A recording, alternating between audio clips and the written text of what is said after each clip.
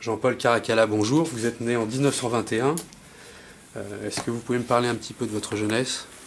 Oui, je suis né au pied de la Tour Eiffel, à 2 pas de la Tour Eiffel, en 1921 en effet. Et donc je suis l'avant-dernier enfant d'une fratrie de 5. Donc très jeune, j'ai perdu mon père. Donc je n'ai pas eu une jeunesse comme on pouvait le souhaiter. Mais enfin, j'avais une mère admirable qui nous a bien élevés. Et dès l'école, j'avais la chance d'aller dans une école où on apprenait toutes sortes de métiers. Une école communale, je précise, une école communale de la ville de Paris. Et là, on apprenait aussi bien le métier du bois, le métier du fer, le dessin, le chant. Une école comme on n'imagine plus maintenant, évidemment. Et ce dont je me souviens, c'est que j'étais dans un quartier très privilégié parce que j'allais au Champ de Mars jouer. C'est là où j'ai appris à faire du patin à roulettes. Et d'ailleurs, j'ai appris à faire du patin à roulettes en m'agrippant aux grilles de l'hôtel de Sacha Guitry, qui était juste au coin de la Rémy-le-Pouvillon. Et donc, c'était d'autant plus surprenant qu'un soir, vers 5 heures, j'étais là agrippé en train d'essayer de faire marcher mes patins à roulettes. Et j'ai entendu Yvonne Printemps, qui était la femme de Sacha Guitry, qui chantait pour ses invités, qui prenaient le thé dans le petit jardin de l'hôtel particulier. Ça m'avait beaucoup frappé. Et puis ce que j'aimais, c'était que dans ma rue c'était amusant, parce qu'il y avait l'épicier torréfiait son café sur le trottoir, le marchand de couleurs avait un magasin multicolore avec des volets de toutes les couleurs. Et un boulanger chez qui on descendait pour faire rôtir un poulet ou un rôti. C'était très, très, très comme un village. Et là, j'ai vécu presque jusqu'à 20 ans. Bon, mais ce que j'aimais beaucoup, c'est les rencontres que j'ai faites quand j'étais enfant, quand j'allais jouer dans les jardins des Champs-Élysées, par exemple, où là, j'ai joué avec Jean-Pierre Cézanne, qui était petit-fils du peintre, et Pablo Picasso, qui était le fils de Picasso. Et il se trouvait que là, ils étaient en train de jouer, que ma mère était très amie avec la mère de Jean-Pierre Cézanne, belle-fille du peintre, et donc on a joué là, notamment dans ce manège où il fallait attraper les anneaux aux Champs-Élysées. C'était très amusant. Puis il y avait le guignol, il y avait les petits ânes. Moi j'étais un peu trouillard, alors j'allais pas tellement sur les petits ânes, mais plutôt dans les voitures qui étaient tirées par des chèvres. Et donc c'était une jeunesse amusante parce que, bon, entre ces gens qui étaient très aisés, les Cézanne, bon, quand ils avaient envie d'un pesant d'argent, ils n'avaient qu'à décracher un tableau, et nous qui étions plutôt pauvres. Donc j'ai fait ma première communion dans le costume de Jean-Pierre Cézanne, mes sœurs ont fait leur première communion dans la robe de communion de la sœur Alite, la sœur de Jean-Pierre. Donc vous voyez, on était très très liés. Et là, j'ai connu les Renoir, Pierre Renoir, Jean Renoir, Giraudoux qui venait pendant la guerre aussi. Donc c'est une jeunesse assez...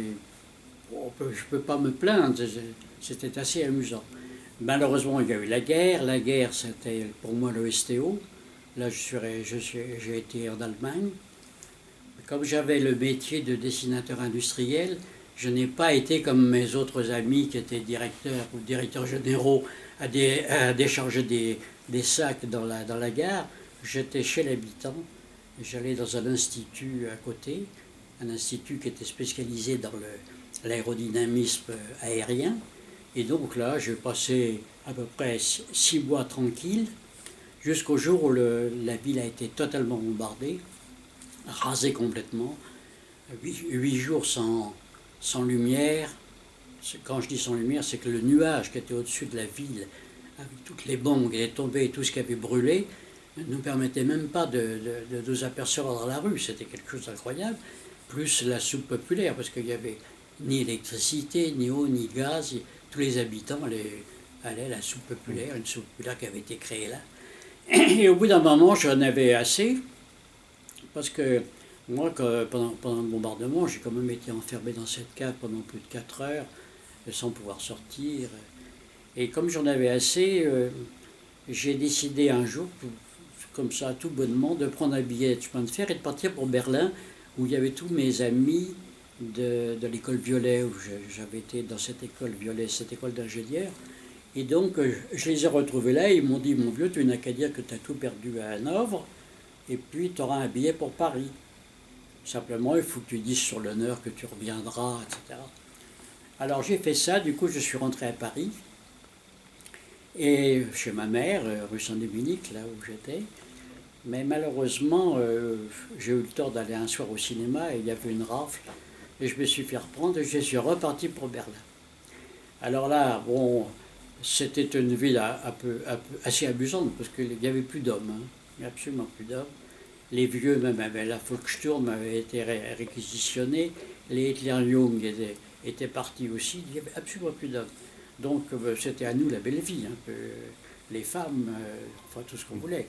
Et c'était tellement, il y avait tellement peu d'hommes, donc pas d'âge, pas de flics, pas de policiers, rien, que même les prisonniers sortaient de leur camp, ils allaient jouer de la musique dans les cafés, on allait dans les cafés comme ça, on avait l'impression qu'on était à Paris, parce qu'il n'y avait plus personne. Quand je raconte ça, souvent les gens n'osent pas y croire, mais c'est absolument la vérité. Il n'y avait pas d'hommes, donc on était là, livrés à nous-mêmes. Et là, c'est de là que j'ai décidé avec des copains de Berlin de partir pour la France. Alors là, j'ai fait Berlin-La Riviera à pied. Je dis à pied parce que c'était à pied, tantôt avec une voiture à cheval qui tout prenait. On en faisait quelques kilomètres avec, après on trouvait un camion. D'ailleurs, le camion sur lequel j'étais, il y a un camion de charbon qui rentre à Bergamo et rentrait dans un mur, c'est ce qui m'a réveillé parce que je roupillais sur le charbon. Et à Bergamo, je suis tombé sur des femmes très gentilles qui m'ont pris en sympathie, qui lavaient mon linge, qui me nourrissaient. Et j'ai assisté là à la libération de Bergamo, les résistants qui tombaient de la montagne et qui arrivaient là. Et donc, je suis resté quelque temps à Bergamo, et après je suis reparti à nouveau, toujours à moitié à pied, à moitié à cheval, à moitié en voiture, et je suis arrivé à Lazio, qui était une station de la Riviera, et là j'ai eu la chance de rencontrer des officiers français qui étaient en jeep, avec qui j'ai parlé. Ils s'intéressaient à la littérature, on a commencé à parler des écrivains qu'on aimait, etc. Et ils m'ont dit, bon, bah, on t'emmène à Nice. Ce qui fait que j'ai regagné Nice, où là, j'étais dans le centre où on accueillait les prisonniers, les STO libérés, etc. Et j'ai eu un billet pour Paris, je suis rentré à Paris. Et c'est comme ça que je suis arrivé, mais bien après la libération de Paris. Hein. Quand la libération de Paris, j'étais sur les routes pendant ce temps-là. Alors voilà, je suis arrivé à Paris, et à Paris tout de suite, bon, comme j'adorais la musique, il y avait des concerts formidables juste après la guerre, là, au théâtre des Champs-Élysées.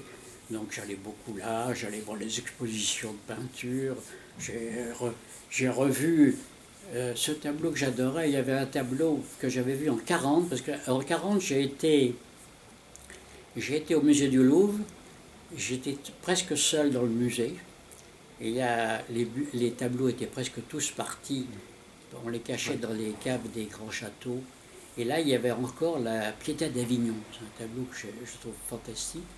Et donc, j'ai été revoir ce tableau. Et puis, bon, j'ai revu tous les impressionnistes qui étaient à ce moment-là au musée du Jeu de Paume, bien avant Orsay, bien sûr.